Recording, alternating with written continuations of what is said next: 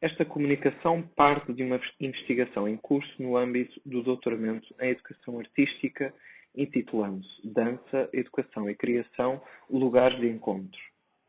Proponho que façamos então um exercício de releitura do título e que comecemos pelo Os Lugares de Encontro. Em Secalharidade, João Fiadeiro e Fernando Eugênio colocam-se frente a frente com um mecanismo de troca, um pilar do pequeno auditório da Culturgest. Porque o encontro é uma ferida que de uma maneira tão delicada quanto tal alarga o possível e o pensável, sinalizando outros mundos e outros modos para se viver juntos. Os lugares de encontro são zonas de articulação entre dança, educação e criação. Correspondem a lugares ferida que se rasgam e cicatrizam pela acidentalidade da queda.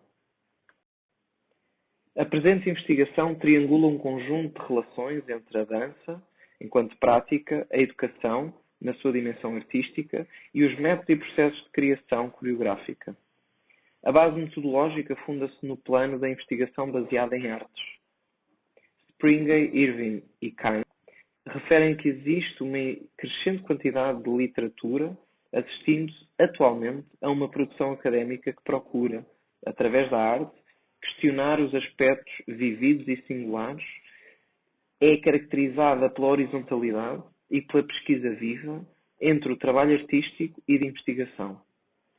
A prática investigativa desenvolvida designa-se artografia ou artography. Esta reúne as figuras de A, artist, R, researcher e T, teacher, associado a graphy, a componente escrita, de uma escrita académica. Desta forma, promove uma grande dinâmica à investigação, conferindo-lhe um caráter pessoal e crítico, onde o artista, o investigador e o professor se hibridizam e procuram, através da sua experiência, uma produção de sentido a partir da produção artística. O corpo de trabalho que proponho para esta comunicação corresponde a um recorte da investigação e circunscreve um conjunto de reflexões na esfera da prática artística e pedagógica. Não obstante, em detrimento de propor um modo de operar perante a criação da obra coreográfica em contextos vivos, a investigação constrói um conjunto de linhas de força que relacionam as diferentes áreas de atuação. Sublinham-se três eixos fundamentais: a resistência da obra coreográfica na escola, a relação coreógrafo-intérprete no contexto educativo e o lugar do desconhecido na criação da obra coreográfica.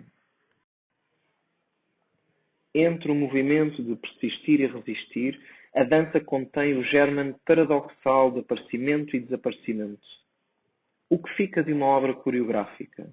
O que persiste? Gilles Deleuze coloca a criação como um ato de resistência num plano que atravessa a filosofia e a arte. A criação é, deste modo, um objeto de encontro com as multiplicidades.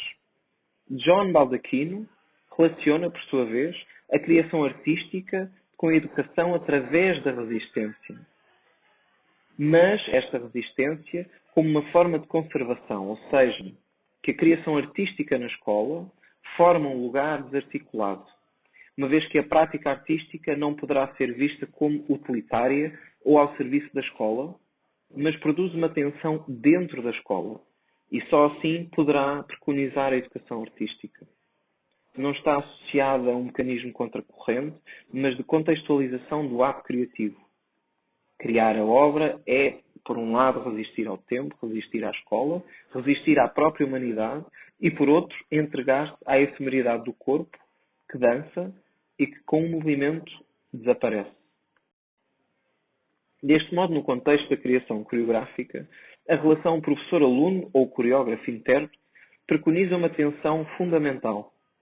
Coloca o intérprete como uma figura central, não só para pensar a materialização da obra coreográfica, como modelar o processo de criação.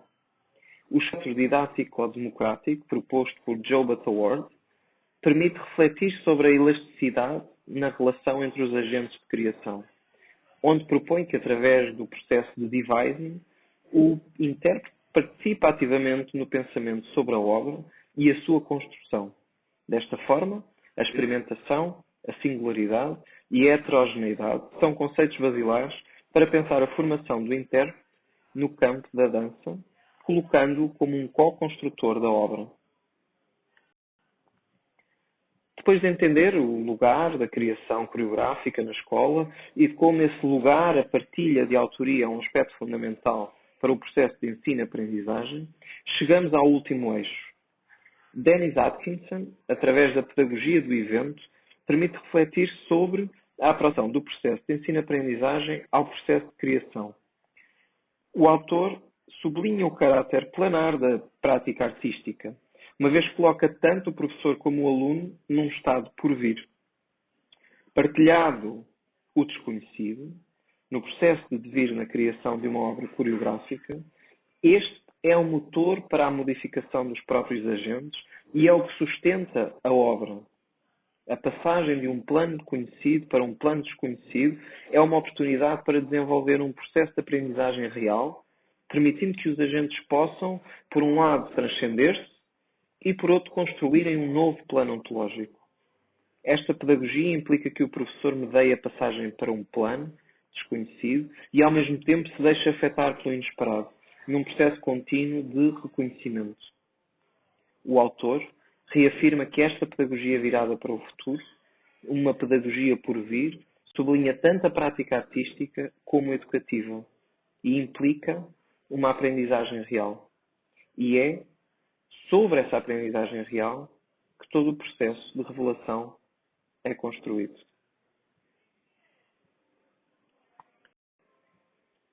Muito obrigado.